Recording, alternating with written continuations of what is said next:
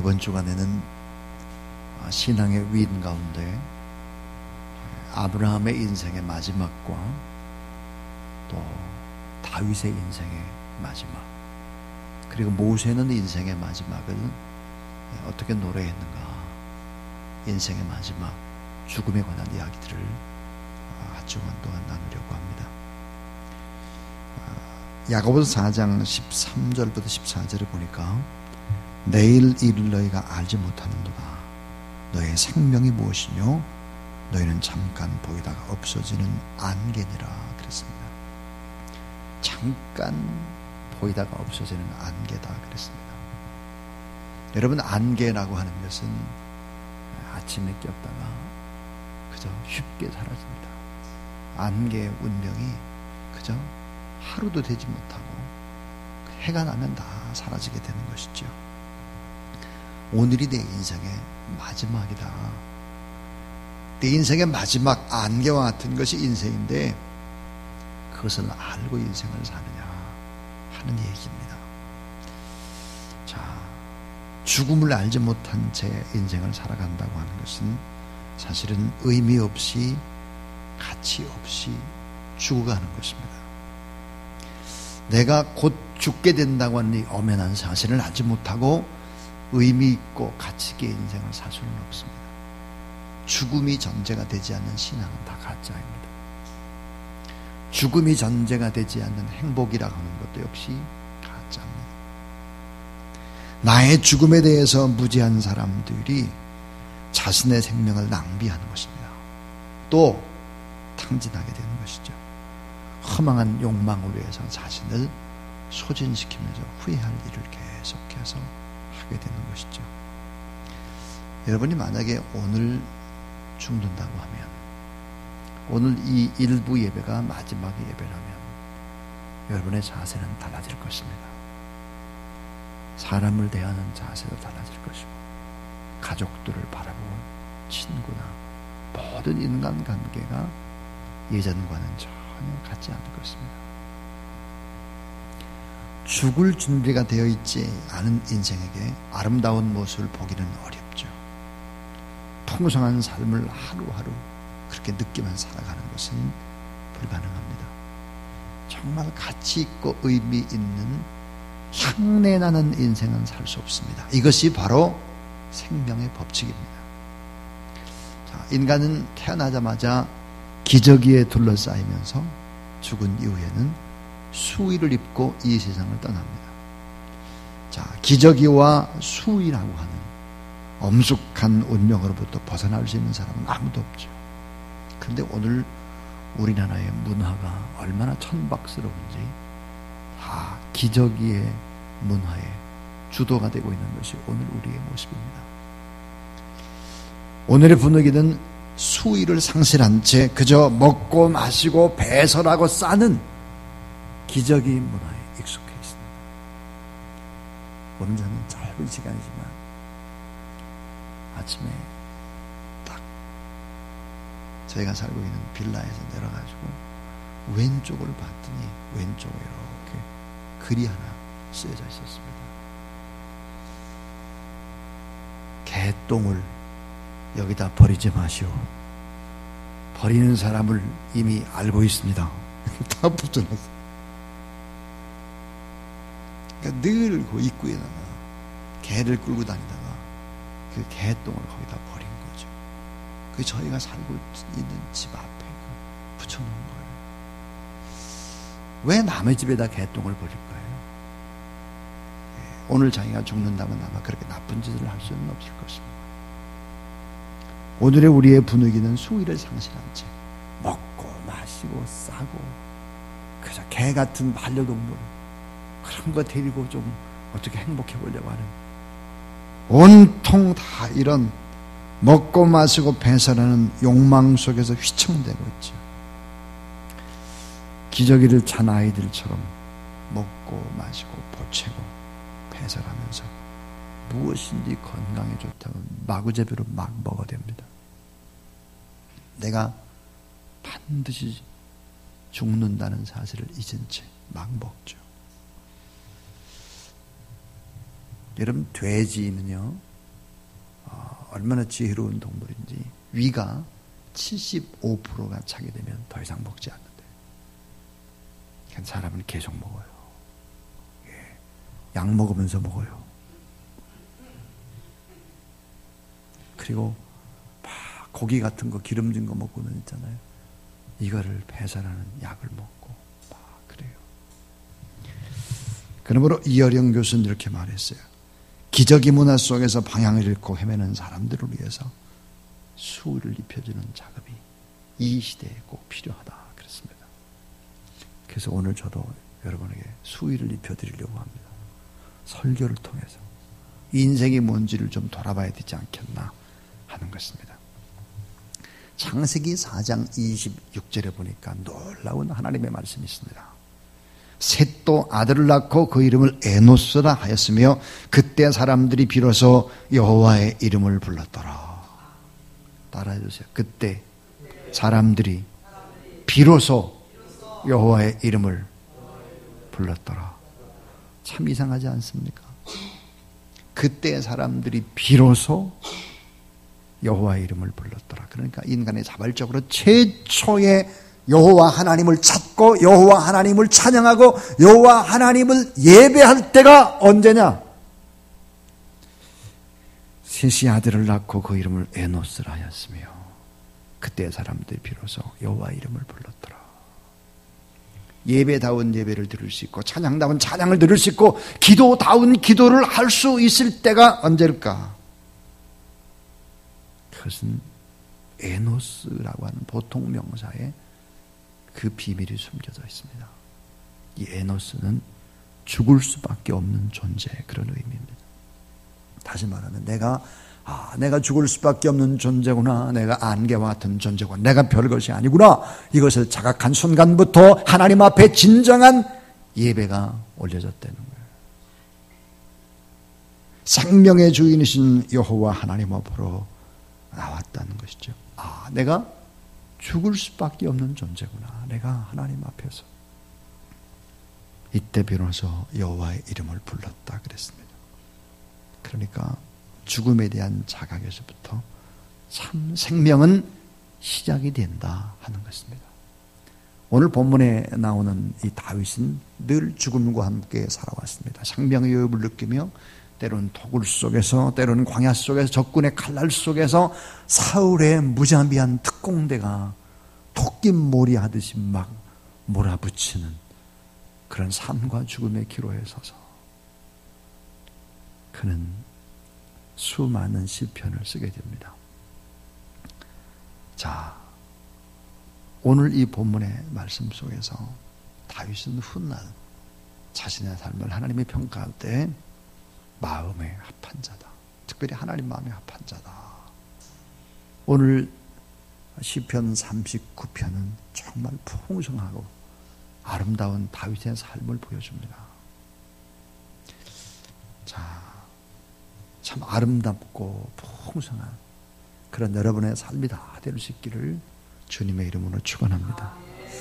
어쩐지 좀 추하고 더럽고 넉넉하지 못하고 구질구질하고 이런 것이 아니라 아주 멋있고 의미 있고 귀한 삶, 하나님 앞에서 그런 삶을 살게 되기를 축원합니다. 그럼 어떻게 해야 풍성하고 아름다운 삶을 살 수 있을까? 오늘 본문엔 그 교훈을 몇 가지로 우리에게 주고 있습니다. 하나가 뭐냐면, 따라해 주세요. 나의 죽음을 늘 인식하십시오. 예.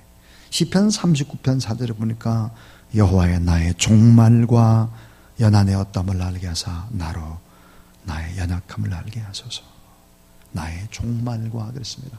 나의 죽음을 늘 생각해봐라. 다윗은 여호와여, 나의 종말과 나의 마지막, 나의 이 땅의 끝, 그 죽음을 알게 하소서라고 기도하고 있습니다. 여러분, 죽음을 생각하는 것이 아이러니하게도 삶의 풍성함을 가져다 준다는 거예요. 사도 바울, 그러면 바울은 어떻게 살았을까요? 늘 죽음을 생각했습니다. 그래서 바울이 했던 말 가운데 나는 날마다 죽노라. 사도 바울은 디모데후서 4장 6절 이하에 관제와 같이 내가 부음이 되고 나의 떠날 기약이 가까웠도다. 내가 선한 싸움을 싸우고 나의 마지막 달려갈 길을 마치고 믿음을 지켰으니 이제후로는 나를 위하여 의의 면류관이 예비되었으므로 그랬습니다. 죽음을 늘 생각했다는 거예요. 인생의 끝을 생각했다는 거예요. 자, 죽음을 생각하면서 종말을 생각하면서 나는 선한 싸움을 싸우고 복음을 위해 달리고 믿음을 굳게 지키고 타협하지 않고 그렇게 살아왔다. 그래서 너무 아름답고 풍성한 삶이 된 거죠. 그런 것입니다. 자, 나의 종말, 나의 죽음을 늘 인식하면서 살아가야 된다 하는 것입니다. 그 다음 두 번째입니다. 두 번째는 따라해 주세요. 나의 삶이 손넓이만큼 남았음을 알아야 한다. 나의 삶이 손넓이만큼 얼마 남지 않았구나 이런 것을 알아야 된다는 거죠. 인생의 끝, 나의 마지막, 얼마 남지 않았구나, 손넓이만 하구나 이런 생각을 하고 내 주변을 바라볼 때 너무 귀하고 너무 아름답고 너무 소중하고 너무너무 같이 있어서 좋고 온통 이런 것뿐이라고요. 자, 시편 39편 5절에 주께서 나의 나를 손넓이만큼 되게 하시매 나의 인생이 주 앞에는 없는 것과 싸우니 사람마다 든든히 선 때도 진실로 허사뿐이다 그랬어요. 다윗은 자기 인생이 짧다는 것을 알았습니다. 손넓이만하다 하는 것을 알았습니다. 영어로 보니까 이 손넓이만하다를 nothing 그랬습니다. 없는 것 같다는 거예요. 자, 여러분 인생을 70년이라고 한번 가정을 해본다면 건강하게 살 때 그저 100세 막 이렇게 살아도 70 이후가 되면 다 아프고 고통스러운 거죠. 자, 70이라고 가정했을 때 부모 슬하에서 성장하는 시간, 그 기간이 한 15년, 잠자는 시간이 한 20년쯤 된대요. 먹고 쉬고 또 적당히 보내는 시간이 15년. 늙어서 아무것도 못하는 시절도 한 5년. 그래서 사람 구실할 수 있는 것이 70년 가운데 한 15년쯤 된대요. 15년. 근데 요즘 보니까 TV다, 컴퓨터다, 핸드폰이다 빠져가지고 그래서 보내는 시간이 그저 한 7, 8년. 하나님 앞에서 일할 수 있는 시간이, 의미 있는 시간이 한 5년밖에 남질 않아요. 이렇게 따지고 보면 어때요? 손넓이만한 거예요. 사실 시간이 얼마 남지 않았어요. 우리의 젊음도, 우리의 건강도, 우리의 재물도 이게 전부 다 얼마 남지 않았어요. 저는 언제부턴가 저의 왼쪽 눈이 잘 보이지 않기 시작했습니다.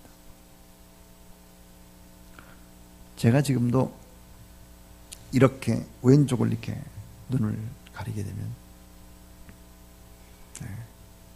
오른쪽 눈으로만 보이죠. 오른쪽 눈을 가리면 왼쪽으로는 다 흩뿌여납니다. 여러분의 모습을 잘 분별할 수 없습니다. 수술을 해야 되겠는데 가만히 10월달을 보니까 시간이 없는 거예요. 2, 3일을 누워있을 수 있는 시간이 없는 거죠. 손넓이만큼. 제가 몇 년 전입니다. 이현주 권사님과 예전에는 신방을 참 많이 했었거든요. 근데 이현주 권사님이 지금은 이제 잘 계단 같은 걸 오르지를 못하세요. 그래서 이현주 권사님한테 그랬어요. 권사님 다리가 튼튼할 때 참 저하고 신방을 좀 더 많이 했으면 참 좋았을걸. 지금 이제 다리도 좋지 않아가지고 신방도 갑시다. 예전에는 그분이 이제 교회 가까이 살았고 그렇기 때문에 신방 갑시다. 그럼 금방 오셨거든요. 그 가방이 항상 컸어요. 그 안에는 뭐가 더 들어있어요. 그래서 제가 권사님 가방은 만불상입니다. 제가. 그리고 신방은 다니고 있는데 지금은 못 다니거든요. 다리가 튼튼할 때 의미 있는 일을 하고 눈이 보일 때 사랑하는 많은 사람들을 바라보고 축복하고, 눈이 어두컴컴해지기 전에 하나님의 말씀을 더 많이 보고, 물질과 건강이 하락될 때 열심히 이웃들을 더 많이 섬기는 그런 여러분 우리의 인생이 될 수 있기를 바랍니다. 우리의 남은 생에 손넓이만 하다 그러기 때문이죠. 세 번째는 따라하세요. 나의 연약함을 항상 생각해야 합니다. 나의 연약함을 항상 생각하라. 시편 39편 4절에 여호와여 나의 종말과 연한의 어떠함을 알게 하사 나로 나의 연약함을 알게 하소서. 다윗은 알았습니다. 내가 약하구나, 내가 별것이 아니거나, 내가 죄인이구나, 내가 형편이 없구나. 사도 바울도 알았어요. 내가 죄인 가운데 죄수고 정말 괴수죄인일 뿐만 아니라 만물의 때만도 못한 이런 형편없는 사람. 주님 앞에 자신의 약함을 인정하고 나를 내려놓을 때였대요. 모든 사람이 나보다는 낫다, 그런 생각을 하게 되는 거죠. 자신의 무가치함을 깨달을 때 진정 그 인생은 가치를 지니게 되는 것이다. 이것은 하나님께서 우리에게 가르쳐준 만고불변의 진리인 것이죠. 자기를 부인하라. 너의 무가치함을 늘 인식하라. 자신의 연약함을 하나님 앞에 고백하라. 이렇게 할 때였대요. 참 신앙이 된다라고 하는 것이었대요. 신앙의 기본의 법칙인 것이죠. 이 같은 신앙의 진리를 품고 다음 단계로 가면 아름다워 풍성한 그런 생이 보이기 시작하는 것입니다. 자, 마지막 네 번째는 따라하세요. 주님 없는 삶은 헛된 것임을 깨달아야 합니다. 모세도 주님 없는 인생은 너무 허무하다는 것을 알았죠. 그래서 시편 90편 10절에 우리의 연수가 70이요 강간하면 80이라도 그 연수의 자랑은 수고와 슬픔뿐이요 그랬습니다. 여러분, 예수 그리스도 없이 보내는 시간들은 다 의미 없는 것이다. 주님 없이 보내는 그런 시간들은 다 헛된 것이다. 그래서 시편 39편 6절에 진실로 각 사람은 그림자같이 다니고 헛된 일에 분용하며 재물을 쌓으나 누가 취할는지 알지 못하나이다 그랬습니다. 저는 찬송가 가운데 좋아하는 찬송가가 몇 개가 있는데 그 가운데 이 몸의 소망 무언가 우리 주 예수뿐일 때 그 찬송의 3절을 보면 세상에 믿던 모든 것 끊어질 그날되어도 구주의 언약 믿사와 내 소망도 그리라. 굳건한 반석이시니 그 위에 내가 서리라. 그 위에 내가 서리라 그랬습니다. 이 세상의 모든 것들이 다 끊어질 날이 있다는 거예요. 돈도 친구도 자녀도 남편도 아내도 부모도 다 끊어질 날이 있어요. 다 끊다. 그 다음 단계를 준비하셨습니까? 그 다음 단계. 사람의 목숨이 끊어지고 그러면 지금은 이제 시체의 부패를 방지하기 위해서 냉동실에 집어넣습니다. 꽁꽁 언 냉동실 꺼내놓죠. 그럼 그때는 머리가 잘 비어있지도 않고 빗어있지도 않고 예쁜 옷을 입은 것도 아닙니다. 그 모습을 보면 기겁을 하고 깜짝 놀라게 되는 것입니다. 그런 마지막 임종의 모습을 보고 끌어안고 막 입을 맞추고 울고 불고 그렇게 하는 사람 못 봤습니다. 그렇게 할 때는 이미 어때요? 다 손질을 하고 다 그렇게 하고 난 다음에 자 세상에 믿던 모든 것 끊어질 그날 되어도 다 끊어지는데 그 다음 단계를 준비하셨나요? 그 다음 단계. 자, 여러분, 주님 없는 건강은 다 죄를 더 지을 수 있어요. 건강하니까. 주님 없는 물질은 어때요? 교만 덩어리가 될 수 있어요. 왜 아멘을 안 할까? 야, 이거 진짜 아멘인데. 주님 없는 생활은 어때요? 허무와 절망뿐인 것이죠. 친구 목사의 아들이 중3이었을 때 일입니다. 뇌졸중으로 뇌사 상태에 빠졌어요. 목사님은 병원 주가 상의해서 6명에게 장기 이식을 내주었습니다. 그리고 장례식을 치르게 된 거예요. 중3짜리를.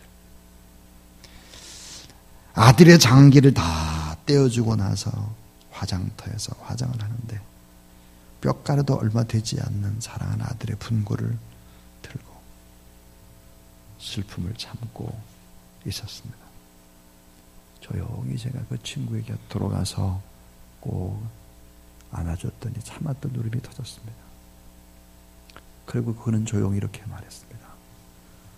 6명을 살렸어. 내 아들이 세상에 물들기 전에 주님이 데려가셨어. 감사하지. 주님 곁에 계신 소망의 나라에 갔으니 이제는 슬퍼하지 않겠네. 내 생명을 들여서 목회를 하다가 나도 아들의 곁으로 가겠네. 그랬습니다. 시편 39편 7절에 주목을 합니다. 오늘 여러분 시편 39편 7절에 주여 내가 무엇을 바라리요? 나의 소망은 주께 있나이다. 따라해 주세요. 주여 내가 무엇을 바라리요? 나의 소망은 주께 있나이다. 주여 내가 무엇을 바라리요? 나의 소망은, 제가 거기다가 하나 더 붙였습니다. 주께 있나이다가 아니라 오직 주께 있나. 오직. 우리는 지금 죽지 않고 살아있습니다. 왜 살아있을까요? 하나님의 특별한 은총과 섭리가 있는 줄로 믿습니다. 풍성하고 아름다운 삶을 지금부터 살아라고 하는 하나님의 요청인 것이죠. 그래서 하나님께서 부탁하신 뜻을 이루기 위해서 생명을 지금 연장시켜주고 계신 것이죠. 인생이라는 것이 참 복잡한 것 같으나 간단하다는 생각을 하게 됩니다. 예를 들어서 인생은 숨을 쉬 하고 내쉽니다. 그리고 숨을 후 하고 들이마시는 것이죠. 내쉬고 들이마시고. 여러분이 갓난아이가 태어날 때는 숨을 어때요? 내뿜는 것으로 시작을 하고, 사람이 죽을 때는 숨을 들어 마시지 못하고 기도가 막혀서 죽는 것입니다. 그러니까 지금 이 시간도 어때요? 숨을 내쉬고 들이마시고는 어때요? 살고 죽는 것을 계속 반복하는 거죠. 숨을 내쉴 때 어떻게 될까요? 근육이 이완되는 것입니다. 숨을 들이마실 때 어때요? 근육이 수축되는 것이죠. 그러니까 지금 이 시간도 어때요? 우리는 죽고 살고 죽고를 반복하고 있는 사람들이죠. 아름답고 풍성한 삶을 살아가는 그런 귀한 여러분이 되시길 바라고, 오늘 저는 시 한 편으로 설교를 마감할까 합니다. 생의 마지막이 바로 오늘이라면 이라는 시입니다. 흰 눈을 보면서 깨끗한 삶과 죽음을 생각합니다. 잠시 있다가 어느 날 흔적 없이 조용히 사라지는 흰 눈은 우리네 삶입니다. 오늘이 생의 마지막 날이라면 그동안 애주중지하던 모든 것은 내 소유가 아님을 알게 됩니다. 잠시 귀중한 것을 빌려서 쓰고 있었던 것 뿐이죠.